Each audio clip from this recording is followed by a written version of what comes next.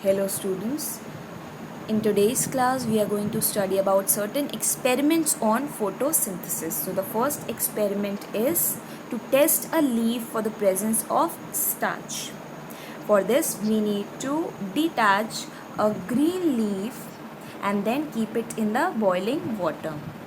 This boiling water will kill the protoplasm and the enzymes present in it and make it more permeable to water. Now we'll take this leaf and keep it in a test tube containing methylated spirit.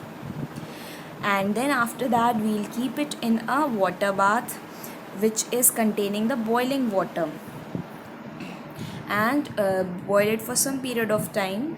Then after during the boiling time we'll observe that the green part of the leaf, that is the chlorophyll, will get dissolved in that methylated spirit, will be removed from the leaf and the leaf will become very hard. Now we will remove this test tube and along with that we will remove the leaf from the methylated spirit present in the test tube and keep it in boiling water to make the leaf soft again. And once the leaf has become soft we will spread it up on the flat surface and put few drops of iodine solution over it. Iodine solution is used to test the presence of starch, and after putting some few drops of iodine solution, we will observe that the region which contains starch will show the blue-black color. The next activity is to show that chlorophyll is necessary for photosynthesis. For this, we have taken a variegated plant containing variegated leaf. A plant containing variegated leaf. Variegated leaf means the leaf which is containing certain patches and the chlorophyll content is present in those patches. Then we will keep the entire plant in the dark surface for 2 to 3 days. So this dark surface will de-starch the plant. De-starching means removing the starch content, and if it will not be in contact with sunlight, no photosynthesis will occur and the plant will use up the present starch content and hence the plant will become de-starched.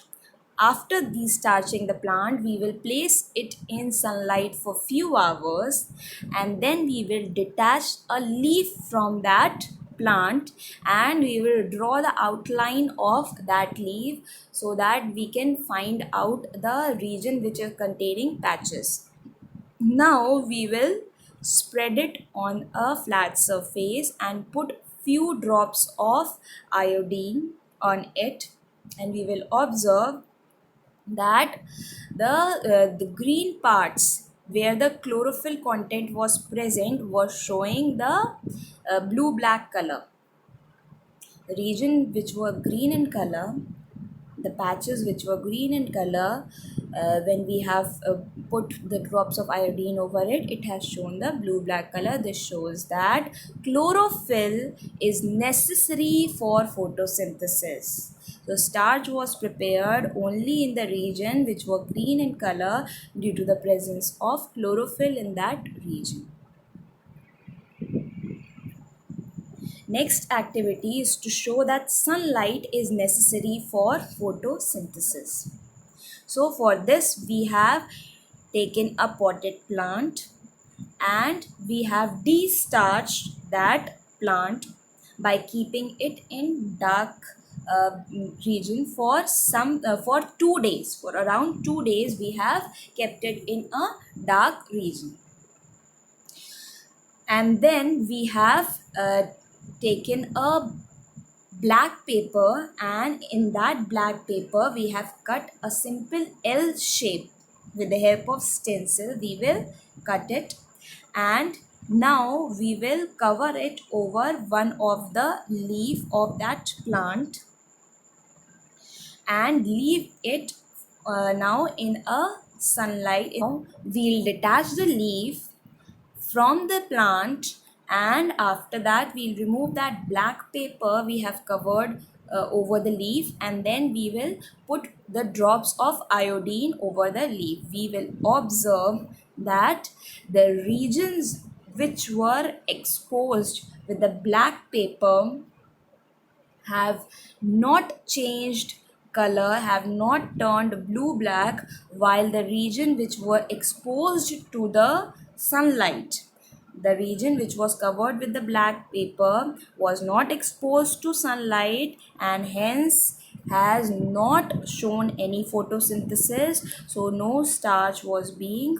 accumulated, no starch was being prepared over there, and hence it has not shown the change in color due to the absence of starch over it, while the rest of the region has shown the change in color due to the presence of starch, and as the photosynthesis has taken in that exposed region.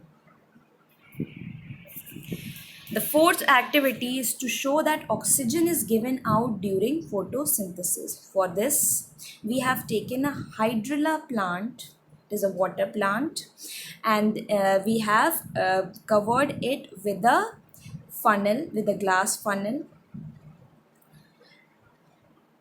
Now we have uh, covered this funnel with the help of test tube, and we have inverted the test tube containing water over the funnel containing, which is also containing the water content into it.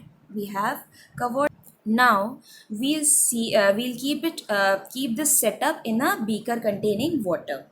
Now we will place this entire setup in sunlight for some period of time.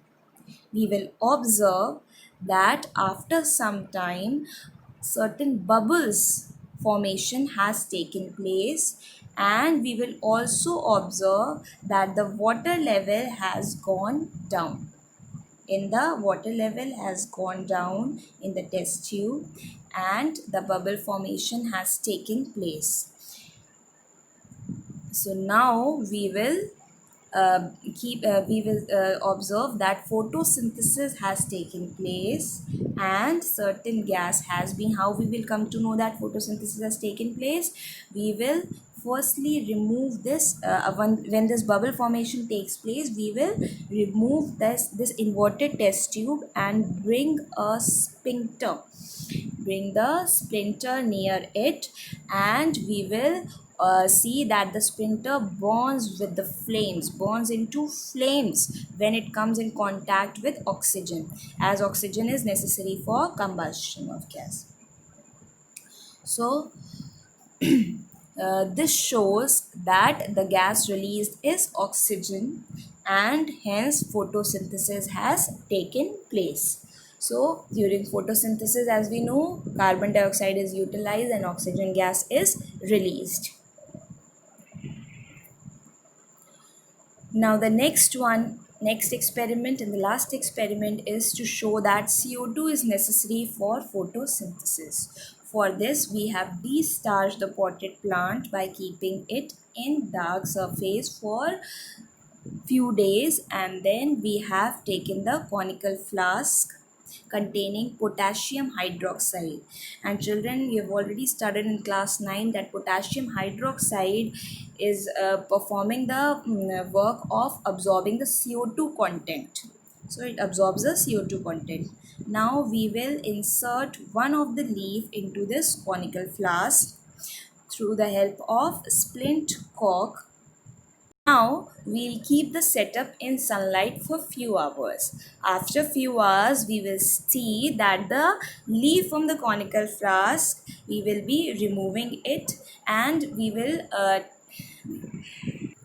after few hours we'll be removing the sleeve. Along with this leaf, we will take one more leaf which was not being inserted into the conical flask, and then we will put few drops of iodine over both of them, and we will see that the leaf which was inserted into the conical flask containing potassium hydroxide does not show any blue black color, while the other leaf which was not inserted into the conical flask has shown the blue black color. This means the starch formation has taken place in the leaf containing the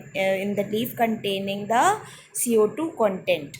So, as the leaf which was dipped in the conical flask was lacking the CO2 as it was being absorbed by potassium hydroxide, while the other leaf was getting the complete CO2 content. So, it was showing the presence of starch, while this leaf which was in the conical flask has not shown any of the starch formation as photosynthesis has not taken place. This shows that CO2 is necessary for photosynthesis. Thank you, guys.